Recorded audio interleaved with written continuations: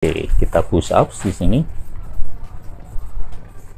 Ya, untuk push ups biasanya tentu untuk pria dan wanita pasti ada perbedaan karena bukannya soal seksis ya mengatakan bahwa wanita nggak kuat atau apa, tetapi biasa memang kecenderungan pria memiliki upper body yang rasio kekuatannya lebih tinggi sehingga lututnya bisa diangkat sementara wanita menggunakan tumpuan di lutut.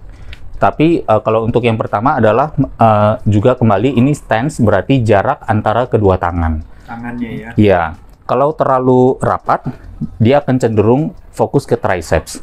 Kalau dia lebih melebar, cenderung fokus ke dada maupun bahu, gitu. Sementara posisi dari telapak ini bagusnya ada di mana? Kalau kita mau mulai dari nol dari lantai, kita di lantai dulu. Dan kita tempatkan kedua telapak tangan kita persis di samping dada dengan lengan. Nah ini kedua berarti lengan. Sudut lengan kita kalau misalnya ini kepala, ini bahu, maka lengan kita agak ke bawah, tidak terlalu tinggi ke atas. Semakin tinggi ke atas, stres pada bahu menjadi lebih besar pada sendinya, sementara pada ototnya. Ya, sementara pada ototnya berkurang. Jadi kira-kira agak disudutkan ke bawah sedikit, kemudian posisi tangan ada di sini, cukup baik gitu misalnya. Yang nyaman aja ya teman-teman sekalian. Jadi kadang-kadang badan kita punya kecerdasan sendiri ya bro ya. Jadi memang sekali lagi push up melibatkan multi joints dan multi muscles ya. Jadi ada dada kena, ada bahu, ada triceps juga kena. Kalau yang triceps dengan jarak semakin pendek, lebih banyak triceps. Semakin lebar, kenanya ke bahu. Dan dada yang harus pas ya. Ditengahkan. Terus yang ketiga adalah tentang asosiasi, kembali lagi nih. Asosiasi paling awal yang paling mudah biasa kita melakukan adalah kita push up karena takut wajah membentur lantai. Yang kita mendorong ke atas. Push up gitu. Tetapi kita juga bisa kemudian menambahkan efektivitasnya dengan mengganti asosiasi. Yang pertama adalah menekan lantai. Gitu. Dengan menekan lantai berarti saat naik. Pada saat naik, atau bahkan sekarang seperti squat tadi, berada kita bisa saat turun juga. Dan itu karena fokusnya menekan, dan menekan itu pasti dengan tangan, berarti lengannya yang akan aktif lebih banyak. Berarti di triceps bisa lebih besar fokusnya saat melakukan push up dengan asosiasi menekan lantai. Sekarang kemudian untuk lebih lanjut lagi, supaya mau mengaktifkan lebih banyak saya push up kan mau untuk otot bahu atau dan dada gitu. Jadi yang bisa dilakukan ada dua hal. Pertama adalah mengunci belikat. Ini dada. Dada berarti kunci belikat. Kedua berarti belikat itu di sini ya teman-teman sekalian. Lalu ini kita kuncikan. Seperti ini. Berarti dipertemukan ya bro ya? Dipertemukan di tengah. Bukan berarti harus kaku ya teman-teman ya. Hanya lebih kepada kayak terjadi. Seperti ada membayangkan ada spidol ini di belikat saya kunci gitu nih. Nah, saya mengunci spidol gitu. Kira-kira seperti itu. Kurang lebih kayak kuda-kuda begitu ya. Kemudian waktu melakukan gerakan kuncian atau pertemuan dari kedua belikat ini tidak dilepas.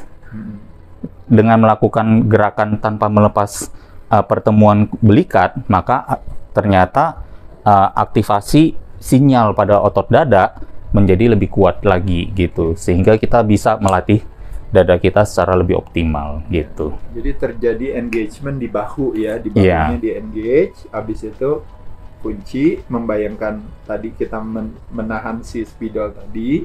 Pada saat itu baru kita melakukan aktivitas dorong. Betul. Dan dorongnya cuma kalau seandainya misalnya kita dorong all the way sampai habis, itu kan berarti lepas belikatnya nanti.